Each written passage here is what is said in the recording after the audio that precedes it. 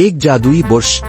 ایک دفعہ کا ذکر ہے کہ سرسبز پہاڑیوں کے درمیان بسے ایک خاموش گاؤں میں ایک ننھا لڑکا رہتا تھا جس کا نام عمر تھا۔ اسے مصوری کا بے حد شوق تھا۔ اس کا خاندان غریب تھا، اس لیے اس کے پاس نہ تو قیمتی رنگ تھے اور نہ ہی کوئی اسکیچ بک، مگر اس نے کبھی ہمت نہ ہاری۔ وہ زمین پر لکڑی سے تصویریں بناتا، پھلوں کے رس سے رنگ تیار کرتا۔ ایک دن جب وہ اپنے گاؤں کے قریب جنگل میں گھوم رہا تھا تو اسے ایک پرانا درخت کے نیچے آدھا دبا ہوا ایک لکڑی کا ڈبہ ملا۔ تجسس سے بھرے دل کے ساتھ اس نے اسے کھولا اور حیرت سے سانس روک لی۔ اندر ایک شاندار قلم موجود تھا جس کے سنہری ریشے سورج کی روشنی میں چمک رہے تھے۔ جیسے ہی اس نے قلم اٹھایا، اس کی انگلیوں میں ایک عجیب سی حرارت دوڑ گئی۔ عمر جب گھر واپس آیا تو اس نے پانی میں قلم ڈبو کر ایک کپڑے پر تصویریں بنانی شروع کی۔ حیرت انگیز طور پر جیسے ہی اس نے ایک مچھلی کی تصویر مکمل کی، وہ مچھلی کپڑے سے نکل کر زمین پر اچھلنے لگی جیسے وہ حقیقت میں زندہ ہو۔ عمر حیرت سے دیکھتا رہ گیا۔ کیا یہ جادوئی قلم واقعی اس کی بنائی ہوئی چیزوں کو حقیقت میں بدل سکتا تھا؟ جوش میں آ کر اس نے ایک اور تجربہ کیا۔ اس نے ایک سیب کی تصویر بنائی اور جیسے ہی آخری لکیر کھینچی، اس کے ہاتھ میں ایک اصل سرخ اور رس بھرا سیب آ گیا۔ اس کا دل خوشی سے دھڑکنے لگا۔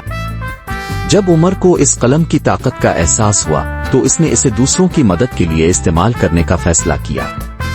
وہ غریبوں کے لیے کھانے کی اشیاء بناتا، ضرورت مندوں کے لیے گرم کپڑے تیار کرتا اور یہاں تک کہ اس نے ایک بوڑھی عورت کے لیے ایک مضبوط گھر بھی بنا دیا جس کا جھونپڑا طوفان میں گر گیا تھا۔ جلد ہی پورے گاؤں میں اس کی کہانی پھیل گئی اور لوگ اسے آسمان سے آیا ہوا تحفہ کہنے لگے۔ مگر عمر کی اس جادوئی قلم کی شہرت ایک دور دراز کے محل میں بیٹھے ایک لالچی بادشاہ تک جا پہنچی۔ بادشاہ نے اپنے سپاہیوں کو بھیجا اور حکم دیا کہ عمر کو اس کے دربار میں لایا جائے۔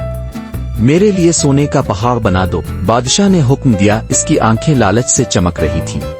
عمر نے مؤدبانہ لہجے میں کہا، جہاں پناہ سونا بھوکوں کو کھانا نہیں دے سکتا اور نہ ہی بے گھر لوگوں کو پناہ دے سکتا ہے۔ بادشاہ غصے سے دھاڑا، جو کہا ہے وہی کرو ورنہ تم کبھی یہاں سے باہر نہیں جا سکو گے۔